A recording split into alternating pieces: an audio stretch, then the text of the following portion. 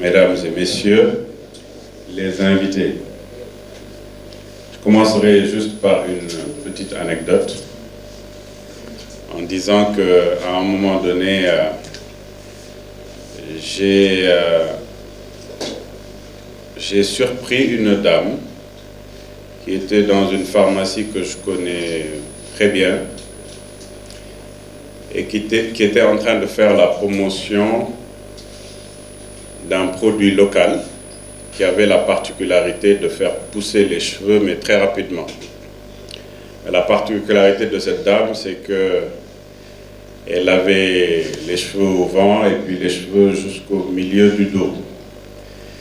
En parlant donc à la cliente, elle lui a dit, bon, dans tous les cas, le produit est efficace parce que c'est ce produit-là que j'utilise.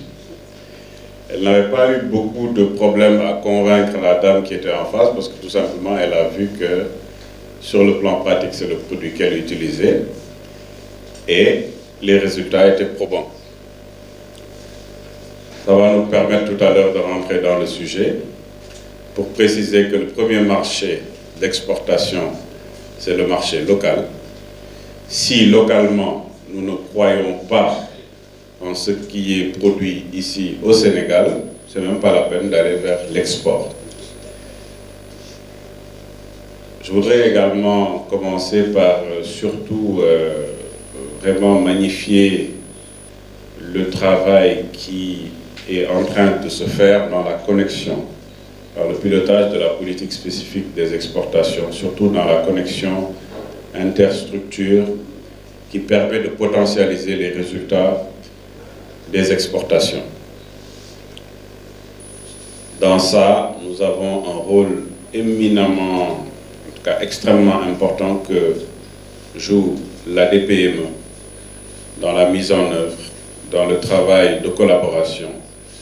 D'autant plus que, je le précise tout le temps, nous ne pouvons absolument rien exporter si précisément dans l'amélioration de la qualité, surtout du produit à exporter, si rien n'est fait dans l'amélioration de la qualité du produit exporté, surtout dans la production. Et pour l'amélioration de l'offre exportable, on ne peut pas améliorer l'offre exportable sans que le tissu le plus important économique, à savoir les PME, ne sont pas mis à niveau pour pouvoir produire de la meilleure manière possible.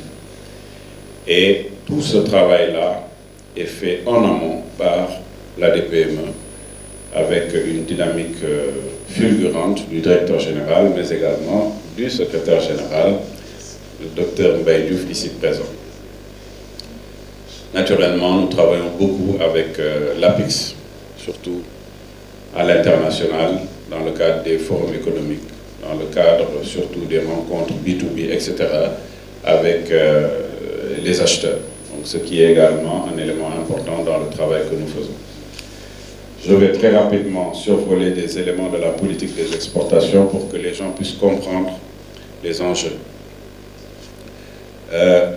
Ce qu'il faut savoir précisément, c'est que sur les 3 volets du plan Sénégal émergent, le volet purement économique prend en charge un élément important, au-delà de la transformation structurelle de l'économie, des investissements structurants dans des secteurs porteurs à haute intensité de main-d'œuvre, on a les moteurs d'exportation, ce qui est une réalité économique partout dans le monde.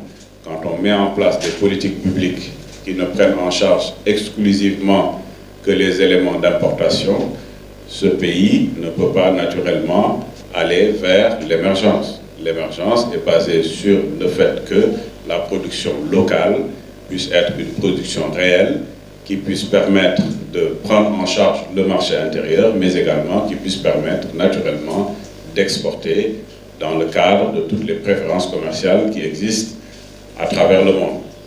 C'est ce volet important qui constitue la mission qui nous est dévolue depuis le lancement du plan Sénégal émergent. Et naturellement, on a ces objectifs qui ont l'air, parfois au départ, qui avaient l'air d'être des chimères, mais aujourd'hui, qui constituent une réalité économique au Sénégal. Le premier élément qu'il fallait prendre en charge, c'est exporter avec une haute valeur ajoutée. À savoir qu'il y ait beaucoup de transformations, qu'on soit au niveau des normes internationales. Ce qui a été fait dans le cadre, comme je l'ai dit tout à l'heure, de l'accompagnement des structures pour que ces structures soient aux normes internationales, puissent être transformées et puissent être exportées. Et regardez bien les résultats obtenus. Au 31 décembre 2012, il n'y a pas très longtemps, si on prend à l'échelle vraiment d'un pays, nous étions à 1216,3 milliards des exportations sénégalaises. 1216,3 milliards. Au 31 décembre 2022, nous sommes arrivés, au 31 décembre 2021, nous sommes arrivés à 2884 milliards de recettes d'exportation. Soit 167% de croissance des exportations. C'est une fulgurance, c'est un volet. Aujourd'hui, en termes de croissance économique, c'est un secteur, c'est l'un des secteurs qui joue le plus dans le cadre de la croissance économique. Ça, c'est des faits, c'est factuel. Les recettes d'exportation, c'est purement factuel, c'est des recettes. C'est de la devise qui rentre dans le pays et c'est des entreprises qui ont naturellement des chiffres d'affaires augmentés et à la fin, une haute intensité de main-d'œuvre. Ça ressort dans le cadre du travail des Sénégalais. Augmentation des recettes, augmentation naturellement des emplois, baisse du chômage et naturellement le cadre de vie, la vie naturelle des Sénégalaises et des Sénégalais est amélioré par ces recettes d'exportation. Comment on fait? Je donne juste quelques exemples sectoriels pour que vous sachiez à peu près quels sont les secteurs d'activité et rentrer dans le cadre spécifique du plan qui nous lie aujourd'hui. D'abord, savoir que dans la politique des exportations, nous avons cette passerelle du marché CEDEAO, qui est un marché important sur lequel nous exportons beaucoup. C'est un marché aujourd'hui qui est assez restreint. C'est vrai qu'il y a la particularité de la proximité, etc. Il y a le fait que nous soyons la porte d'entrée de la zone. Mais la particularité que nous avons aussi, c'est que c'est 42% à l'export. Je donne juste quelques exemples pour qu'on comprenne la particularité du Sénégal. Le commerce intra-européen, c'est 85% entre les pays européens. Intra-asiatique, 54,5%.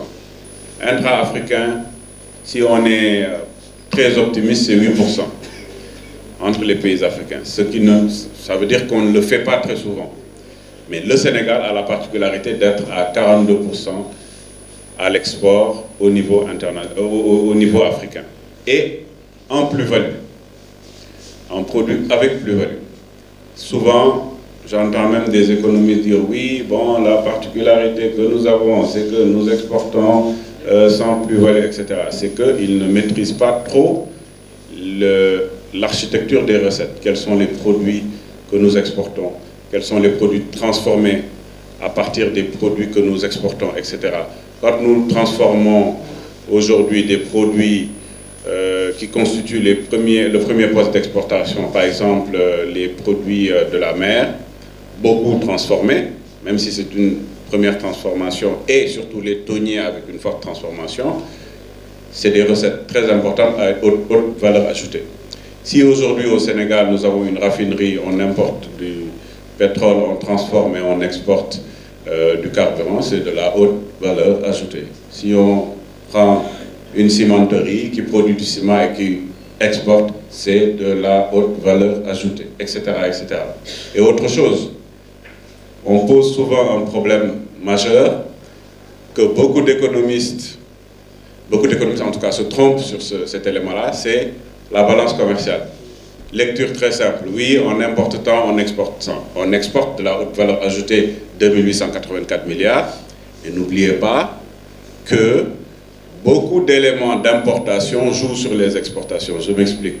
Quand on exporte des machines pour le PRACAS, c'est-à-dire pour augmenter la production agricole, qui va être transformée et une partie exportée, c'est de la bonne importation.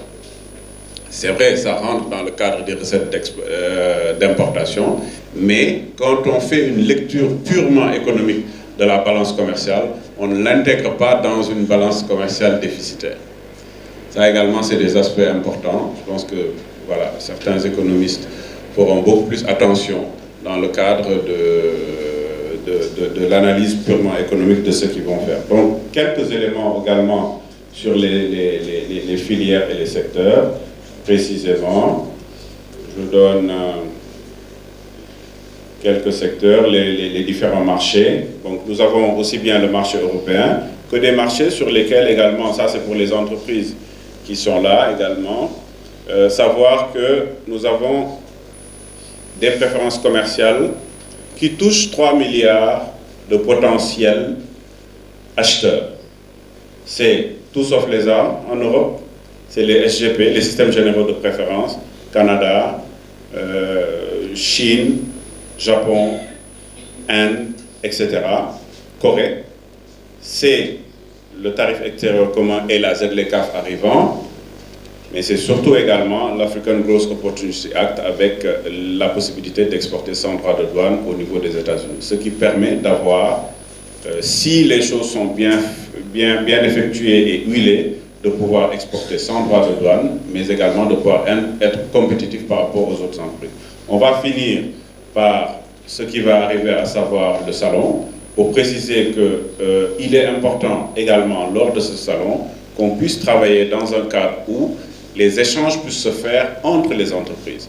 Parce qu'à l'international, la DPME a eu à le faire, parce qu'elle a eu à effectivement amener à l'international beaucoup d'entreprises, mais ça a permis également à ces entreprises-là de se connaître, d'avoir une interconnexion. Et cette interconnexion peut permettre, au-delà du fait de pouvoir exporter, de pouvoir même régler vos problèmes de besoins internes. Et ces problèmes de besoins internes constituent le premier marché d'exportation. Voilà, c'est quelques éléments en tout cas que je voulais amener, mettre dans la corbeille pour qu'on puisse vraiment en discuter, mais également on pourra optimiser ce qui se fera donc plus tard. Voilà, merci encore et puis encore une fois félicitations pour l'initiative.